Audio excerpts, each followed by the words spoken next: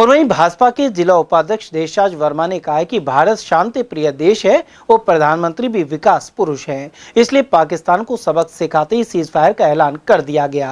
वहीं इसमें किसी विदेशी शक्ति का हाथ नहीं है। इसके अलावा उन्होंने बताया कि भारतीय सैन्य अधिकारी सोफिया कुरैशी सहित देश की सेना ने बेहतर काम किया है। इसके अलावा मध्य प्रदेश के मंत्री द्वारा सैन्य अधिकारी कुरैशी पर दिए गए बयान को सही नहीं ठहराया जा सकता।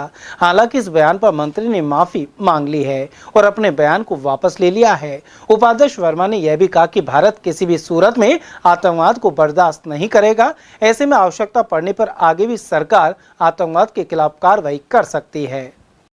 पहलगाम घटना के बाद इस तरह से दोनों देशों की सेनाएं आमने सामने थी और काफी बमबारी की, काफी अटैक दोनों तरफ से हुए, लेकिन अचानक सीज फायर हो गया। देश के लोगों की अलग अलग प्रतिक्रिया आ रही है। आप भारतीय जनता पार्टी के जिले के उपाध्यक्ष हैं, क्या प्रतिक्रिया? देखिए पत्रकार महोदय, मैं नरेंद्र भाई मोदी और हमारे सेना के सभी जवानों को बहुत बहुत धन्यवाद कहूँगा कि इन्होंने देश के मान और सम्मान की रक्षा के लिए जो काम किया वो बहुत महत्वपूर्ण काम था और ये पूरे विश्व को दर्शा दिया कि भारत विश्व की स्रोत शक्तियों में से गिनती आता है। देखा आपने कि पाकिस्तान का जिस तरह से मुंह तोड़ जवाब दिया है, पाकिस्तान 3 दिन के अंदर जमीन स्तर पे आ गया और उसको मजबूर होना हो गया और समझौता और राजीनामा करने के लिए, और समझौता के तहत साफ शब्दों में कह दिया नरेंद्र भाई मोदी ने कि अब की बार सीज फायर का उल्लंघन हुआ, सीधा युद्ध होगा। और इस युद्ध की घटना को देख के पाकिस्तान बिल्कुल जमीन पे आ गया। आने वाले समय में मैं कहना चाहूंगा सभी देशवासियों को कि अगर ये नरेंद्र भाई मोदी रहा तो पाकिस्तान का अंत तय है और पीओके हमारे पास आएगा, ये कटु सत्य बता। सर, वो कौन सी सत्ता जिन पर सीज फायर हुआ और वो सीज फायर की घोषणा अमेरिका से क्यों हुई? देखिए, अब कई लोग ये कांग्रेस हवा उड़ा रहे हैं। अब विश्व लेवल की घटनाएं हैं, ये कोई अलवर की घटना नहीं है, ये पूरे विश्व की घटना है। तो इसमें सब देश एक दूसरे की हेल्प करते हैं। नरेंद्र भाई मोदी जी का अमेरिका से संबंध है।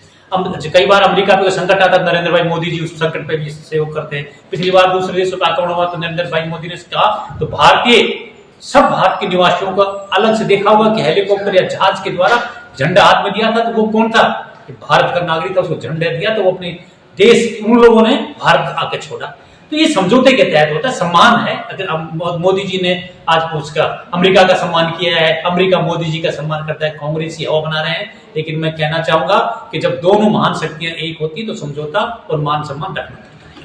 सर, वो कौन से समझौते हुए हैं वो आप बताइए जनता को कि सीज फायर किन मुद्दों पर हुआ है? देखिए, सीज फायर के लिए हमारे 3-4 समझौते हुए। मुख्य समझौता ये था कि पाकिस्तान अब कभी भी न तो आतंकवादी भारत में भेजेगा और न ही कोई सीज फायर के तहत कोई सीमा का उल्लंघन नहीं करेगा। अगर पाकिस्तान इन समझौतों के तहत शर्तों का उल्लंघन करता है तो भारत उस पर तुरंत प्रभाव से आक्रमण की स्थिति में आ जाएगा और पाकिस्तान को कोई बहाना नहीं रहेगा, क्योंकि इस उल्लंघन पाकिस्तान करता है। और आपने देखा भी होगा कि जितने भी आतंकवादी आए सारे पाकिस्तान से आए, पूरा विश्व पाकिस्तान के खिलाफ खड़ा रहा। तो ये तय था पाकिस्तान का अंत। लेकिन किसी कारणवश भारत एक बहुत अच्छा देश है, प्रजातंत्र देश है, वो समझौता और शांति चाहता है और शांति बनाने के लिए नरेंद्र भाई मोदी सबसे आगे रहे और समझौता हुआ है।